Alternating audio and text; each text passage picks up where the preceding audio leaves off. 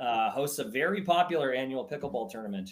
And I think it was a record turnout this year. And just a whole lot of fun and a whole lot of swinging. It's my one pickleball game per year, and I'm feeling a little banged up after the weekend, Joe, all style, no results. We made the quarterfinals this year. This was You made the quarters? Yeah, we made the quarters. Ah, nice. All right. Well, welcome everybody.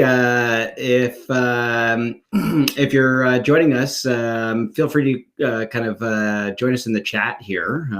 We can say hello. I'm not sure if y'all can kind of see that there, but feel free to chime in, where you're joining us from. So Joe and I are kind of both in the Vancouver, just north of Vancouver, actually, up in Canada. But lovely to have you with us. We're going to be talking all about kind of building recognition programs from head office all the way to the front line today. So we've been working, what now, Joe? Kind of 12 years, on recognition programs with all sorts of different organizations. So been learning lots from working with organizations, big and small, and going to share all of those learnings with the audience today. So yes, delighted to have you all with us. And Skai, you're going a little glitchy on us, Kyle, in the background. If you're seeing glitch, maybe work with Skai to get that resolved, and I can kind of get the party started here. But again, really appreciate you all joining us. As a quick intro, my name's Joe. This is Skai. He's to my left. I don't know if he's to my left where you're looking, but we're the co-founders here at Guusto. And again, we are super pumped that you're with us. So little setup for today. We've got about 40 minutes. We've got about 50-ish slides, and Skai alluded to it, but our goal with the talk is to ultimately help you understand how to build recognition programs that deliver business results. That's why we're here, right? That's what we want to do. And so, great, right? Yeah. And I see a bunch of people kind of in the chat here, Joe. So welcome Maureen from Florida, Katie from Sandpoint, Idaho. We got Zenya from Oakville, Kara from Calgary. So welcome everybody. Let's dive in, Joe.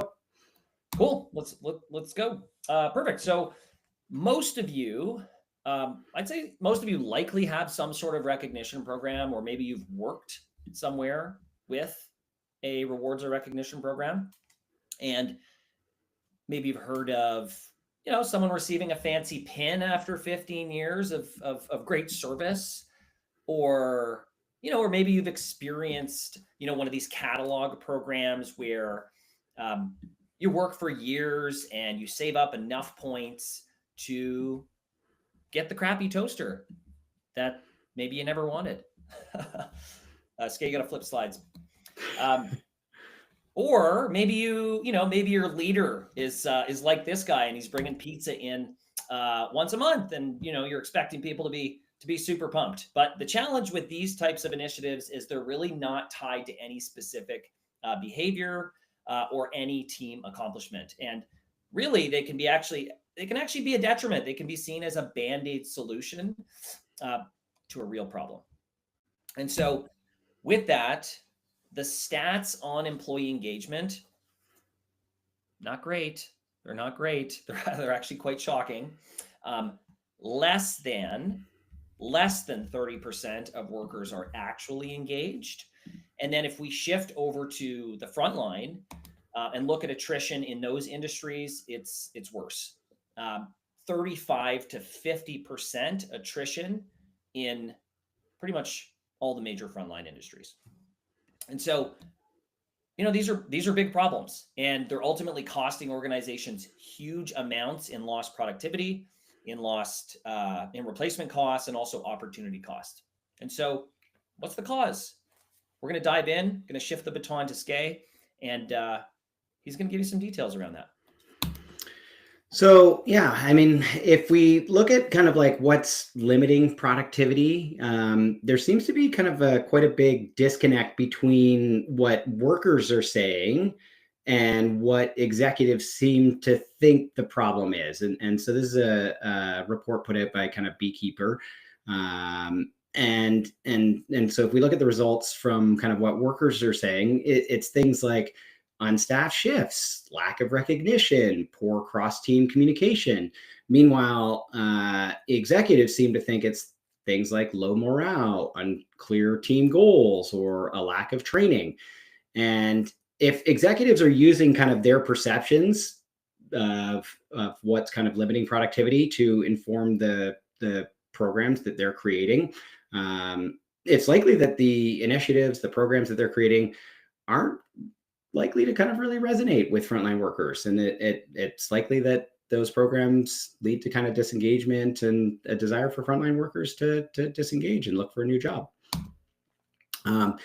Interestingly, another thing that's happening is that the working age population is starting to stagnate, and as a percentage of the overall population, it's actually starting to shrink in both Canada and the US. And so this is making it much more difficult for companies to compete for frontline workers. And so you can see kind of here, both of those lines kind of starting to drop in kind of the past, what is that, decade or so. And then similarly, millennials are now the largest kind of segment in the workforce. And so you can see kind of that gray line that starts out back in kind of 1996 there, really kind of up and to the right. And then this year will be, there will actually be more Gen Zs. So that blue line that's kind of starting to kind of take off. So there's going to be more Gen Zs than baby boomers for the first time in 2025. And so these younger generations, they're looking for more than just a paycheck. You know, they're looking to kind of feel aligned with the values and the missions of the companies. They want to feel kind of connected and supported by their colleagues. They want to feel that their contributions matter and that they feel kind of valued by their organizations. Really, they want to feel like they belong to an organization.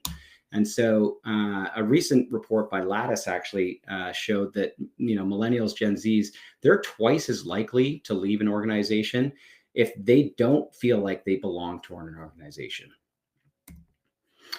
Now, for organizations, especially those in frontline industries like manufacturing, healthcare, hospitality, like hotels, where you've got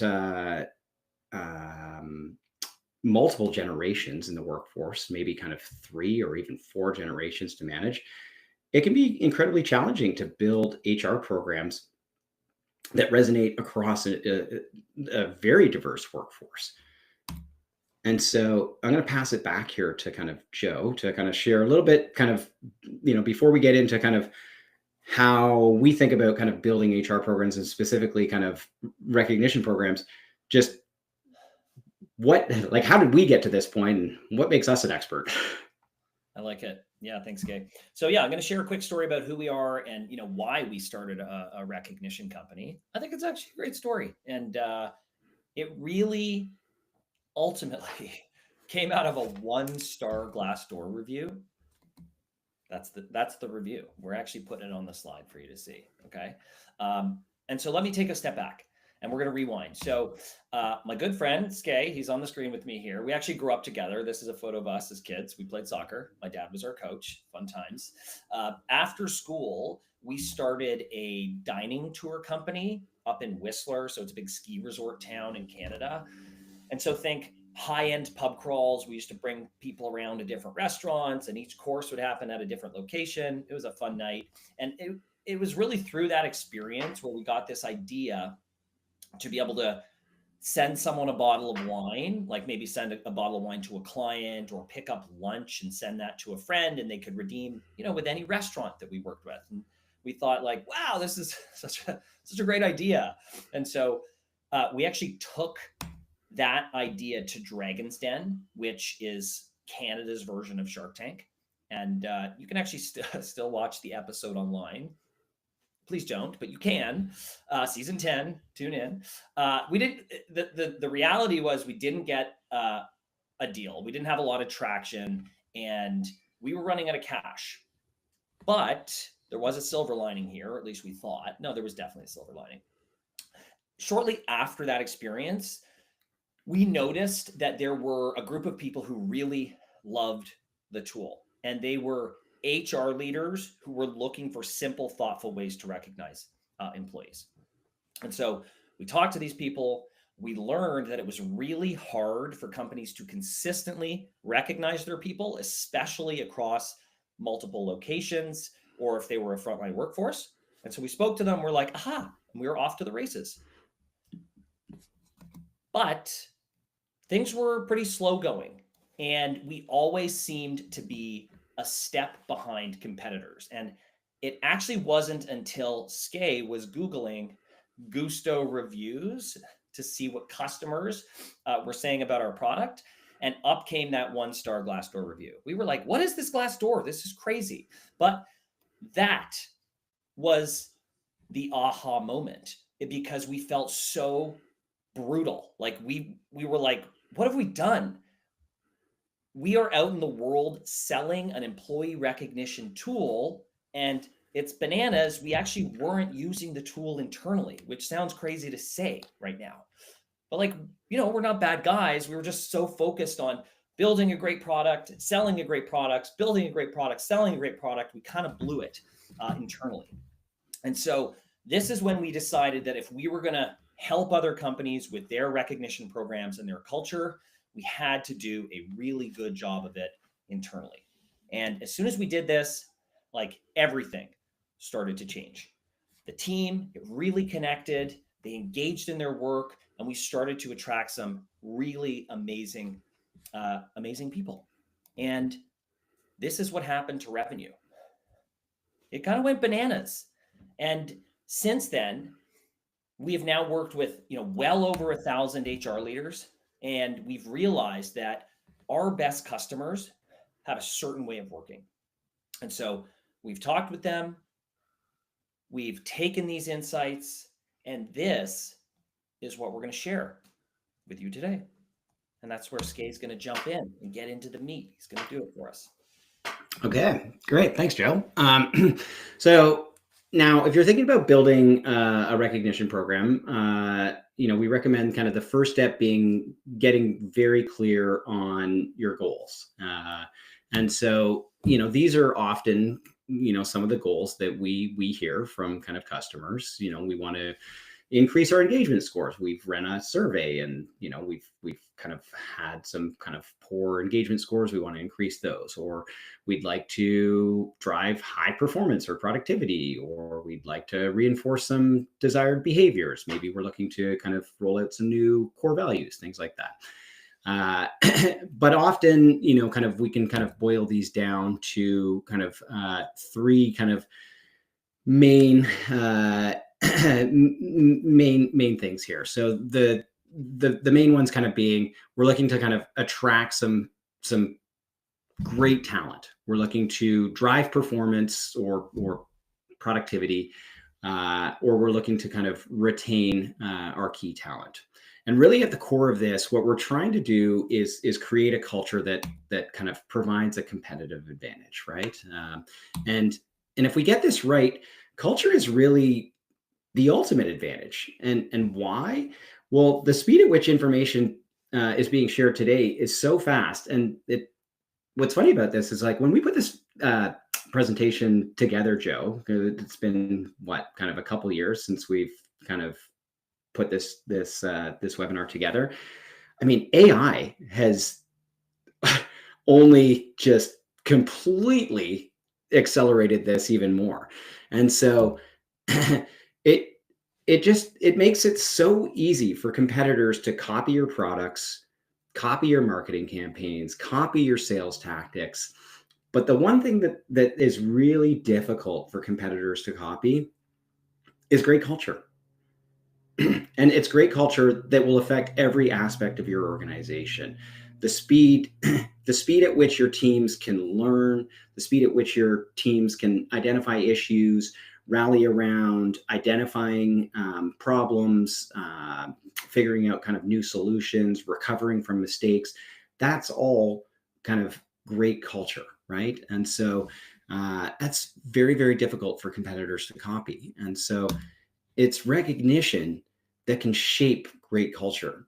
It's recognition that goes far beyond just making people kind of feel appreciated. It reinforces everything you want your culture to embody. So, kind of touching back on kind of, Joe highlighting there that, we've had a wonderful opportunity to work with, hundreds and hundreds now of different HR leaders and just learning from them and kind of what's worked for them.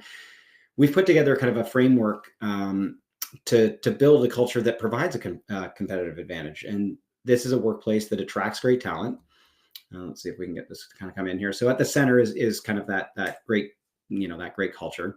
And so we've got here kind of a workplace that attracts great talent, gets the people kind of performing their best work, and retains, it's all kind of coming in here at once, but and retains their best employees. But to produce these outcomes, we need our recognition programs to align, connect, and engage. And so this is what we call kind of like our ACER culture model. So align, connect, and engage. Those are the kind of 3 circles around. And so we call this ACER culture. Now, before we kind of get into kind of like all the details around this and how we're going to kind of use recognition to kind of shape great culture, I'd love to know in the in the chat, how much is your company using recognition to shape culture? And so if you kind of want to participate in the chat here, I'm just kind of checking the chat here. We'll be sharing these slides after the webinar. If you've got questions throughout the webinar, by all means, kind of put them in. We're happy to kind of tackle those as we go. But yes, Heather will be sharing these slides after the webinar for sure. And Tyler, I remember being in retail and my treat for working very hard to only have 20 minutes unpaid rather than a little 40. Maureen, not at all. Okay. But we'll just kind of keep going here. But let's see kind of what we got. Okay, so we're going to talk about kind of the ACER culture model. So the first piece is align. And so what do we mean by align? Alignment is all about kind of getting everyone the information that they need to understand where the company is going and how they can kind of really contribute to that. It's all about communication and transparency, so we can align everyone to the same way of working and, getting everybody kind of on the same page, right? And we think about kind of like, a bunch of rowers all going in kind of the same direction. And when there's no alignment and there's no trust, right? We're all going in kind of like different directions. And I love what kind of Simon Sinek says here. He says, a team is not a group of people that work together. A team is a group of people that trust each other. And so if we want to align our people and teams, we need to get clear on why to send recognition and what sort of behaviors we want to reinforce. And so are there core values that we want to reinforce? Maybe we've recently changed them. Maybe there's been a merger or acquisition. We're bringing 2 organizations together, and we want to get very clear on kind of which are the core values we're gonna kind of bring together in that merger. And so, and then we can kind of use recognition to kind of highlight those. Are there key milestones we want to get our people to recognize? Obviously there's kind of the traditional kind of 1 year, 3 year, 5 year milestones, but maybe there are retention spikes if we can get people kind of past the 30, 60, 90 days, right, Joe? We talk often with a lot of frontline organizations that really struggle to get people kind of past that kind of, those initial kind of onboarding. Like if we can just get people past that 90-day mark, wow, our retention really kind of spikes up. And so if we can really encourage our managers to recognize people during kind of that onboarding phase, we can really drive up kind of retention in the organization. So those might be some key milestones that we're looking to recognize. Thirdly, are there some key objectives that we want to drive towards? Maybe customer satisfaction is a key focus. So we had a client in the retail space that, really did a big push towards customer satisfaction over a couple quarters. And so there was, a specific KPI that we're trying to kind of drive towards, and just getting the entire organization aligned around that. So do we want our people rewarding colleagues when they see great service, as an example? Again, what gets recognized gets reinforced. And so let's get everyone aligned around kind of like, what is it that we want to get recognized? And we can't send a million different messages, because then everybody gets confused and there's, kind of not clarity on kind of what should be recognized. And so that's the align piece. The next one is connect. And so connection is all about getting people to care personally about each other. And this is especially important with employees working remotely or out on the front line, right? They're not kind of sitting in the office at desks at computers. And when there's no connection, there's no collaboration. And without collaboration, it's really hard to achieve great things as just a group of individuals. And Michael Jordan says this best. He says, talent wins games, but teamwork wins championships. And Michael Jordan, we know, kind of was one of the best, if not the best basketball player of all times. But he needed a team. He needed a bunch of great players around him. He needed to play as a great teammate to kind of win championships. So to connect, we've got kind of 3 things for you to kind of think about. You can provide rewards so the first one is kind of team building here. You can provide rewards for participating in company team building events. Think about things like a monthly health challenge. And so these create space to build relationships like community and trust between managers, employees, senior leadership. And so if we're building team building events, let's use recognition programs to kind of incentivize participation in those. The second is peer-to-peer programs. So you can give your people an easy way to recognize their colleagues. And it can be as simple, obviously here at Guusto, we have a recognition platform, but you can do this manually, and it can be as simple as just having a box in the middle of the break room or the warehouse to drop notes. Or you can do shout outs at the end of team meetings, right? Or you can have kind of a bulletin board kind of in the break room where shout outs kind of go up. And so with peer-to-peer programs, and we're going to get into a little bit more of the details for specific programs, but we've seen a lot of success in peer-to-peer programs doing these as kind of non-monetary programs and sprinkling in rewards in the form of kind of draws or rewards for leaderboards, rather than kind of doing points kind of across the entire employee population. We'll get into kind of some of the details there. But peer-to-peer programs would be kind of a second thing to kind of get people connecting. And then lastly, kind of public.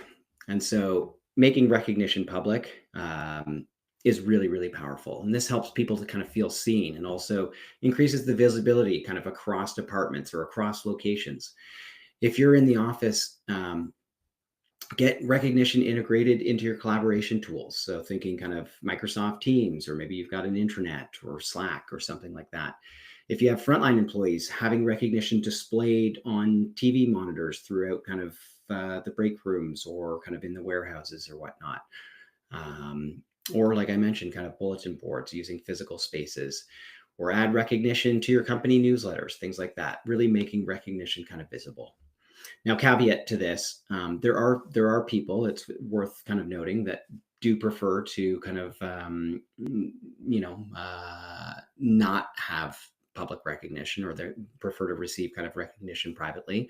So it's important for managers to ask their team members whether they, like being recognized publicly, and understand if they prefer private recognition, and respect that, right? And so we encourage you to kind of get your managers to ask their team members how they prefer to be kind of recognized, and then act accordingly. Okay, so that's the connect piece. The last one, engage. Engagement is all about motivating people to care about the work that they're doing. And when there's no engagement, there's no innovation. And so it's critical to engage our people and empower them to try new things and make mistakes. And I love what Brene Brown says here. She says, there's no innovation and creativity without failure, period. And so to engage our people, we have to create psychologically safe spaces. And one of the best ways to do that is to recognize people for learning new skills, trying new things, implementing new ideas, and even celebrating failures as learnings. And so we do this internally, right, Joe? Like all the time. One of our core values here at Guusto is leap. And so taking chances, trying new things. There is no losing or failing. Like it is all just learning, right? And so using recognition to really encourage people to kind of finish their learning modules, right? And like we started building a lot of integrations with learning management tools, right? And so as people are kind of getting through their learning modules, looking to automate rewards so that they can earn points or rewards for getting through those modules. The next one being kind of manager budgets here. So empower your managers with budgets to be consistent with recognition. And it doesn't need to be huge amounts, right? Like we're talking about kind of maybe giving managers $50 a month, and they might have a team of kind of 10, 15 people. But it really it does two things. One, it allows them to kind of recognize some of their team members, so that some of their frontline workers, or maybe they're not in a frontline environment, but some of their team members do receive recognition in the form of rewards. But it also empowers the manager, and it allows you to kind of drive retention among kind of your group of managers, so that they feel like, hey, now I've got a tool to actually do my job here, right? And it makes sure that your top leaders are using the program if you want to kind of drive adoption. And so actually what I meant to say there is it's important that if you want to have success with your managers, it's important to get your top level executives using the program, so that your managers kind of see the executives using the program as well. Okay, lastly, feedback. And so here, people need to know how they're doing. And so if you want your recognition program to be successful, it's important to kind of show your managers benchmarks, and kind of what I mean by that, like which of their reports they haven't recognized in a while, and which of their reports have been less active with recognition. So essentially kind of like giving them visibility into how they've been personally doing with their recognition, and showing them how their team have been doing with recognizing their peers. And you can do this either with a tool, or you could do it kind of manually, kind of during performance reviews. But giving them a little bit of a sense of how they're doing as a manager with recognition, essentially kind of encourages them to create a little bit of a culture of recognition. And so we can see here within kind of our tool here, this is just a little bit, I took a screenshot as an example, showing me how long it's been since I last recognized my direct reports, like Julia, which nudges me to be a little bit better at recognizing all of her great work. So, hey, Skai, it's been 20 days since you last sent kind of Julia a gift, or 29 days since you sent her kind of a shout out. So pretty great way to kind of keep me on top and accountable for kind of sending recognition out to my team. So to bring it all home here, ace your culture, align, connect, and engage. So we need to align our people by getting clear on what behaviors to recognize. And so these are the core values, the milestones, and the objectives. And we need to connect our people by creating a supportive environment through team building rewards, peer-to-peer programs, and public recognition. And we need to engage our people by encouraging them to take on challenges and reward learning, giving managers budgets for real-time spot bonuses, and providing feedback on recognition efforts.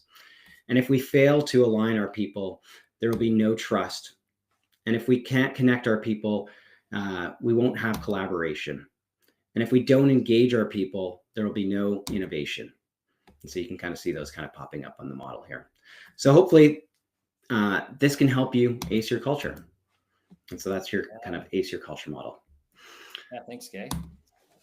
Take a sip of water. You've earned it. You can hear my voice starting to go. So I'm going to jump in here. Let's take a closer look at how to build recognition programs. And actually, there's a great comment in the chat here. I think it's Kara. We find that traditional strategies and one size fits all options don't work for a vast and diverse workforce. And so we fully agree. And so with that, let's actually start with what doesn't work. The first is trying to go from no program to everything at once. And then similarly, trying to build a program for the office and then rolling that out to frontline and expecting the same results just doesn't work. Like, these people work very differently. They're in very different physical environments. The tools they're interacting with are very different. Two no-nos, okay? And so, I think that many of you have probably seen this story before, and that, whether that's with recognition or even some other people program. Skai, if you pop the graph up, that's great. Where HR leaders might spend like a whole year planning the program, right? They're trying to do it all. Maybe it's like milestones and spot bonuses and peer-to-peer programs. And there's a ton of communication and excitement out of the gate. And in the graph here, you see there's a big spike in engagement at the start, and then maybe it's due to the complexity of the program or a lack of feedback that went into building the program. Participation kind of nosedives, it drops down. And then maybe after 6 months, you're seeing another spike because there's a bit of a relaunch, some more communication, and then the program, unfortunately, sort of fizzles and ultimately kind of becomes this checkbox where, hey, we're doing some recognition, we're sending some rewards, but instead of shaping culture and driving productivity and retention, again, it's a checkbox.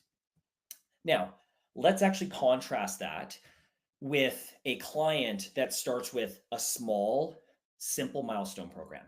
And then they might look to pilot a top-down recognition program with a cohort of managers to figure out, hey, what works well? And then we're building some champions, we're getting some success stories, and then we're looking to scale the program by adding peer-to-peer later.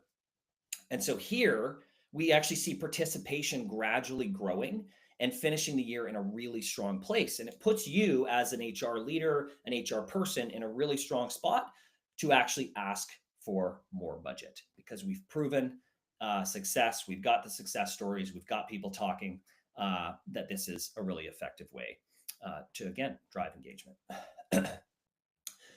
And so with that, we have seen a tremendous amount of success from our client base who approach rewards and recognition with this crawl, walk, run approach, this crawl, walk, run mindset. And, when we look at the recognition space, I would say that we often see vendors that are sort of, hey, recommending peer-to-peer programs right out of the gate. And these programs are great. Like, these programs are ultimately what we're aspiring to, and they can be really effective in an office setting.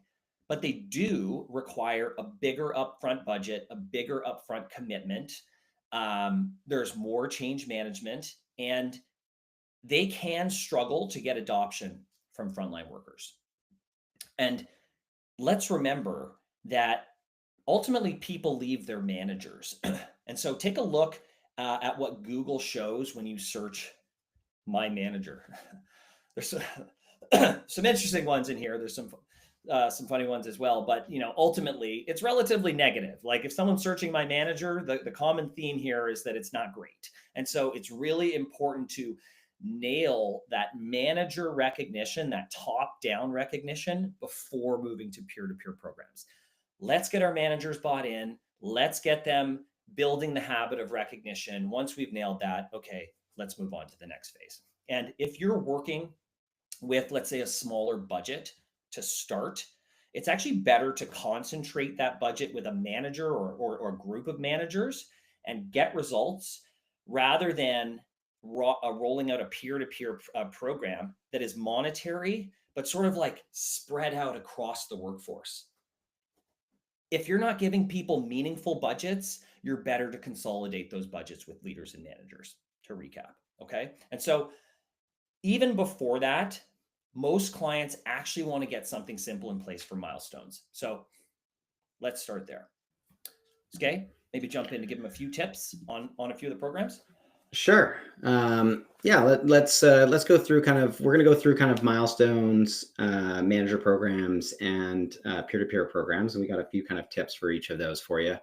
And then we'll wrap up. So we're getting kind of close to the end here.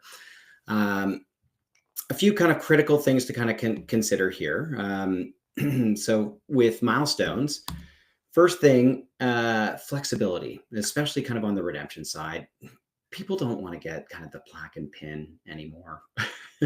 Those days are over. They want to get something they actually want.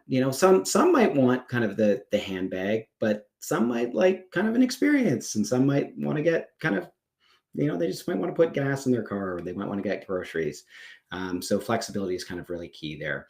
Another really kind of important thing for kind of milestone programs is just notifying managers, or even in frontline environments. It's kind of important. Like if we don't have contact details for the frontline workers, even routing the rewards or awards to the managers so that they can actually deliver the milestone award to the frontline worker personally, right? And so they can make that kind of that presentation in person and kind of make it a special experience. And so we've had a lot of clients find that kind of really impactful. Onboarding rewards. And so we touched a little bit on this throughout the presentation, but again, kind of typically a lot of milestone programs will do kind of 1 year, 3 year, 5 year, 10 year, 15 year. But that kind of onboarding period, 30, 60, 90 days, especially in frontline environments, there is a tremendous amount of turnover during that period. And so if you can run a milestone program, and again, it doesn't all need to be monetary, right, Joe? Like we've seen some programs where they're just automating some non-monetary shout outs during that onboarding period, maybe kind of that 30, 60 day automated kind of milestone is just a shout out, but managers are being kind of notified, colleagues are being notified. It's kind of made visible kind of on dashboards, on TV displays, so that other people, it's less, it's a bit about kind of the individual being recognized, but it's about others kind of being notified so that they can also kind of participate in recognizing that person. And hey, let's get that person through the training so that we can really kind of drive retention during that onboarding phase. So really, really kind of key. And then lastly, milestone programs, these should not be kind of hugely expensive programs. Let's really try to kind of avoid fees, avoid markups. You don't want shipping costs. You don't want markups in terms of kind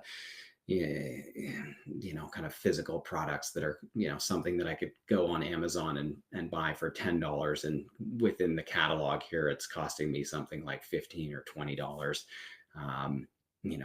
Let's try to kind of cut down those as much as possible. Okay. Top-down programs or manager programs. So if we're getting managers' budgets, let's talk about some tips here.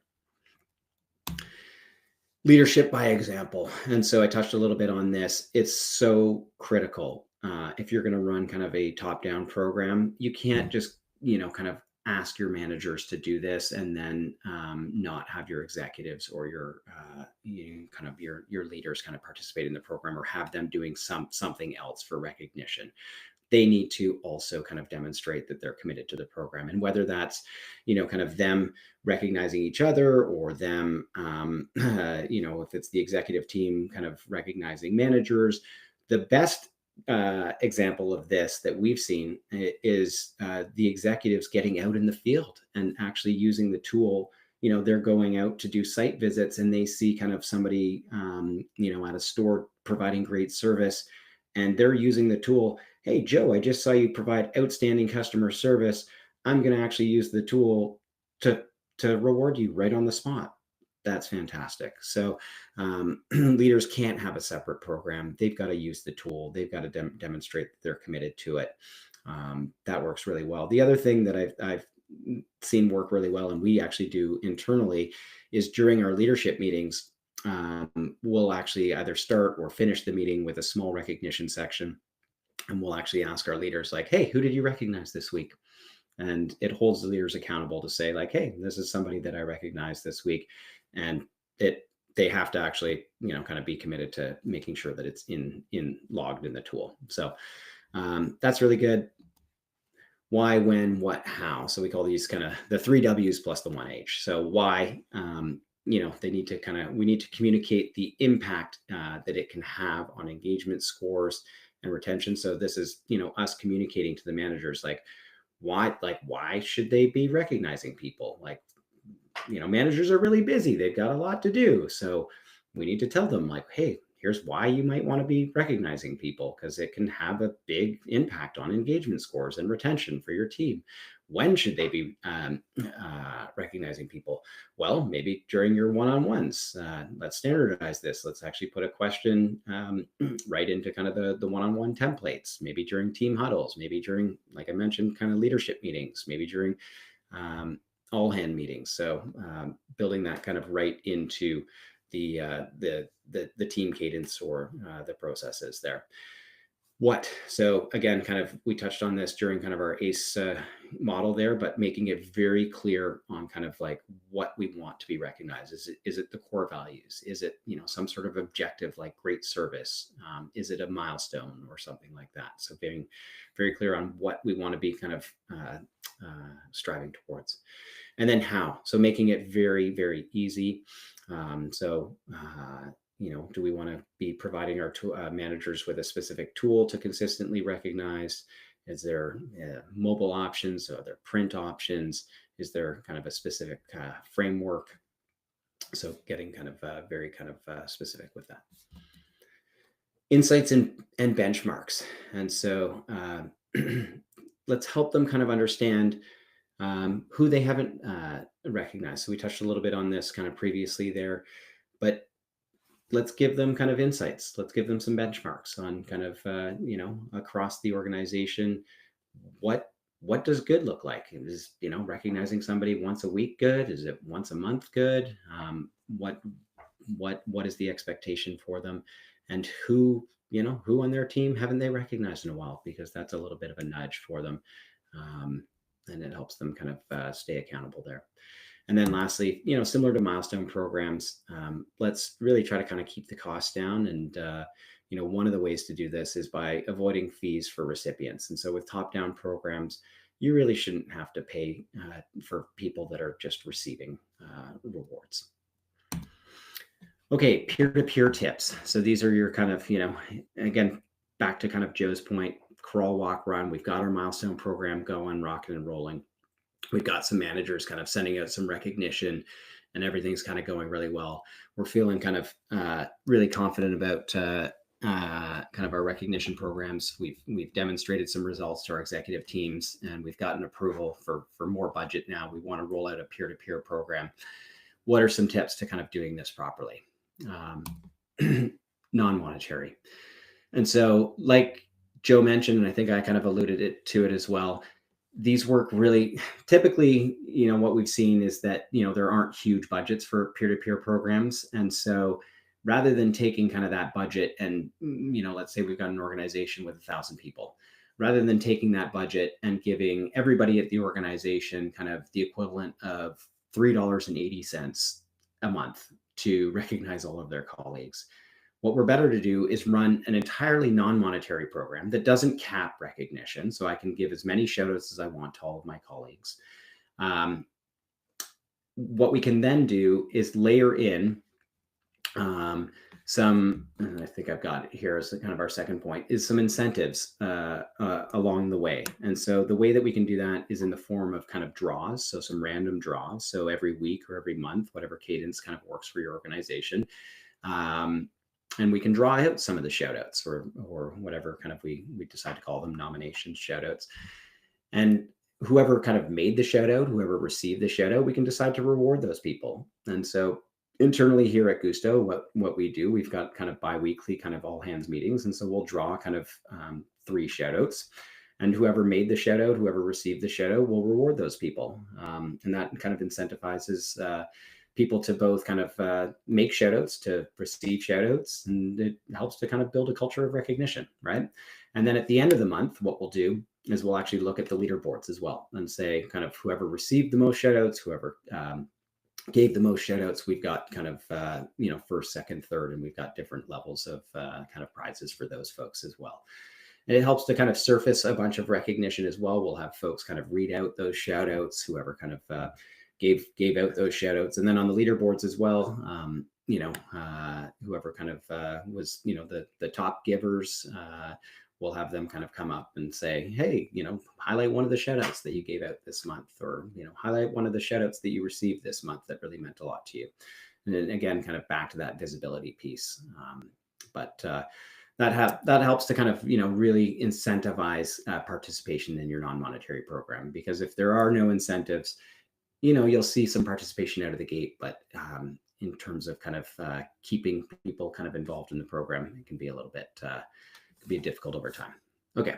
And then lastly, the visibility piece there. Integrations here can kind of play a big role. So tools, if you've got intranets, if you've got kind of bulletin boards, if you've got TV displays, and like I mentioned, kind of the incentives there. The more that we can kind of make your peer-to-peer program visible, if you've got newsletters, things like that, we're going to make this program as visible as possible. So that's kind of all the tips there for you. I want to finish with, kind of 3 pillars to kind of keep in mind. So if you are kind of, kind of looking for a provider to help you with your recognition program, I want you to kind of keep 3 things in mind. You can go and start. I encourage all of you that you can start really simple with recognition programs, and get things kind of off the ground. But if you are kind of looking for a provider to kind of help you, keep these 3 things in mind. So the first, look for a provider that can kind of keep things really, really simple. Can they help you get launched? Can you get started in minutes? Does it require kind of like a huge rollout of some sort that's going to kind of take 6 months to plan out? Does it require kind of like a ton of training for all your employees? Because that's not going to be a whole lot of fun. And so, we kind of take a crawl, walk, run mentality here, where, we can do things kind of in phases. We can pilot things with kind of small groups. And I really encourage you to kind of look for providers that kind of take that sort of kind of mind frame. And I think there's a lot of HR programs, not just recognition, but across kind of the entire kind of HR stack, that take that approach. So keep that in mind. And then integrations, automations, the whole world's kind of going this direction, but that'll kind of really simplify your life as an administrator, as well as for all of your employees as well. All the logins and everything they got to do. The second piece is around flexibility. And so does the system have the ability to reward anyone? And so, obviously you've got all of your employees that you'd like to reward, but can you also reward, you've got contractors that you might like to reward. You've got potentially volunteers that you'd like to reward, suppliers, retirees. So once people kind of leave the organization, can you continue to, can you send them their retirement gifts? And then also potentially customers that you work with. So some flexibility there. For those with frontline workers, can you reward deskless workers? Are there options to kind of use mobile solutions? Can you print stuff out? Can you route stuff to managers? So are there options to kind of work with frontline workers there? And then redemption options. We touched a lot on this, but are there lots of options for people to kind of get the rewards that they actually value, and not kind of restricted to some sort of catalog of stuff that they don't actually want. And then lastly, impact. And so, does most of your budget actually go to your employees? Are there kind of all sorts of kind of hidden costs? Are there markups on stuff? Are there shipping costs? Are there setup fees, things like that? We'll want to kind of avoid as much of that as possible. Are there charges for all the employees that are simply just recipients in the program? And so really try to kind of maximize the amount of money in your budget that actually goes to your employees in the form of rewards, because that's what's going to make the most kind of impact in your program. The second piece is visibility. And so is there visibility across the organization? And so does your tool kind of integrate with MS Teams, Outlook, intranet systems, TV displays? And lastly, how much insight is provided to your managers? Because that is where there's a tremendous amount of impact being provided, because those are the people kind of that really kind of are really involved in kind of the day-to-day in providing recognition to kind of the frontline workers. And so if we can provide managers with the proper insights into kind of what they're doing with their recognition, but also with, if you think about kind of like maybe a district manager that's managing a bunch of kind of store managers, if they've got insight to how their store managers are doing with their recognition, they can then directly kind of have conversations with their store managers. So there's just a tremendous amount of impact that can be provided there, rather than, kind of providing it all to the administrators who, at larger organizations can't necessarily have conversations with, thousands of managers at once. So simple, flexible, impactful. Those are kind of your three takeaways there if you're looking for a provider. And so with that,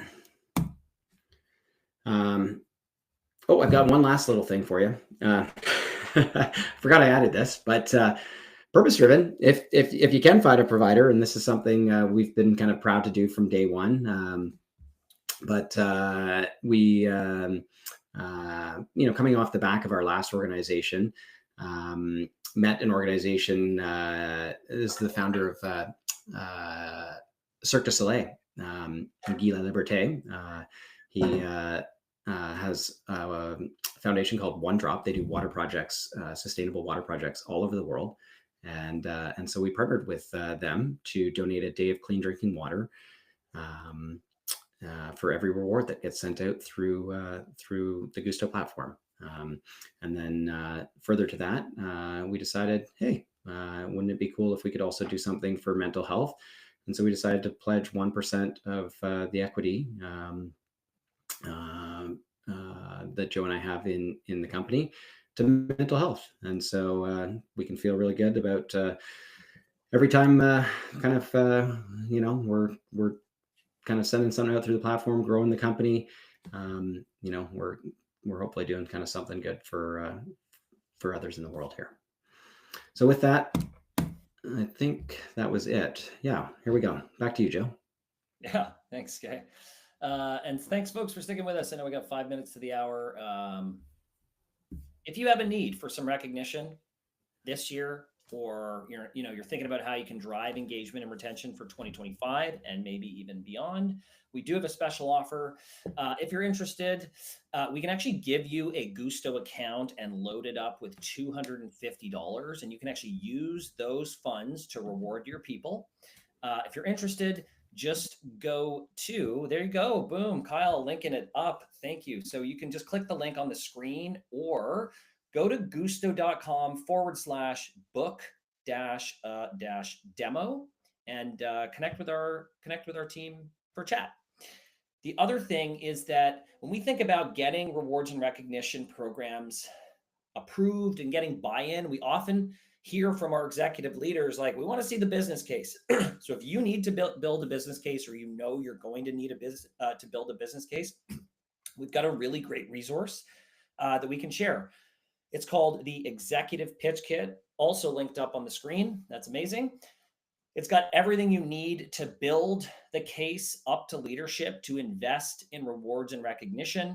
It's got this really great one-page business case template, as well as a number of other resources. It's linked up on the screen. if you want it. And then lastly, keep in touch. We love connecting with folks that have joined us for a webinar or other. Add me on LinkedIn. Would love to stay connected. Add Skai on LinkedIn. He loves staying connected. And feel free to pop your LinkedIn in the chat if you would love us to connect with you. We'd be delighted to do that. And Joe, we've got a couple minutes left here. I see a couple questions here if you want to kind of take a stab at some. But Katie asks, how do you get more managers and executives to get more involved with their busy schedules? Yeah, so there's a few things. So one, we do need to get buy-in from leaders and managers, right? Like we want to know this can't be just an HR initiative, right? Like we need to get buy-in from the right stakeholders.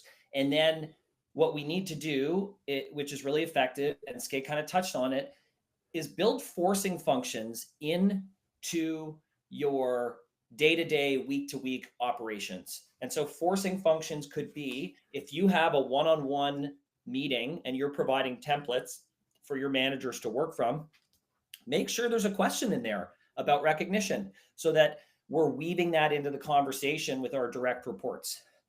If we're running an all hands, if we're running leadership meetings, we need to weave in a section around recognition so that every week, every 2 weeks, every month, we're just building the muscle around recognition. So that's the first piece, build forcing functions, operationalize recognition as much as you can. And then 2, accountability. As much as possible, we do want to be collecting information around how consistent our leaders and managers are at giving recognition. And then during those one-on-ones or during performance reviews, this can be part of the performance review or the one-on-one with your leaders. Let's look at the numbers. How did you do? How many people did you recognize? How consistent are you? And ensuring there's accountability with regards to recognition is also a great way to get them sending more recognition. Mm-hmm. And the flip side of that coin is really kind of like shining a light and celebrating the people that are just crushing it on the recognition side, right? And so if you have managers or executives that are doing a really outstanding job with recognition, highlighting that in your newsletters or highlighting that at your kind of, maybe you've got a year-end kind of offsite or something. And so you've got kind of like some real culture champions, making an award for that and really shining a light on them so that, others go, hey, I'd love to win that award, or, pointing to not just the fact that they're doing recognition, but what are the results that they're generating, right? So like, hey, Gary over here is doing a whole lot of recognition. Look at the engagement scores that Gary is also driving as well, right? And so presenting that to the other managers and saying like, hey, maybe the rest of you should also be looking at kind of like doing a whole lot of recognition because of the results that Gary is also producing, right? And so, building those kind of internal case studies and sharing them with the rest of the organization, maybe some lunch and learns and whatnot. And maybe it's HR that's kind of sharing that, but maybe having Gary get up and kind of, sharing his story, right? Yeah, I love that. We're at time, folks, and I know there were a few more questions in the chat. Maybe what we can do, I've never flipped this by Kyle and the team before, but maybe in our follow-up email, we can throw those questions in with a bit of a response, because we do hope to answer questions when we come here. And if we don't have the opportunity to do that, maybe as a follow-up, we can add those into the follow-up email where we're going to send the recording. Maybe Kyle will say, hey, we can't do that for some reason, but I don't see why not. So we'll try and get that done so we answer your questions. And again, really appreciate the time and getting to know you all virtually. And please stay in touch. And if you need help building rewards and recognition, if you need some ideas, reach out. We'd love to chat. Awesome. Thanks, everybody. Have a great day. Mucho gusto.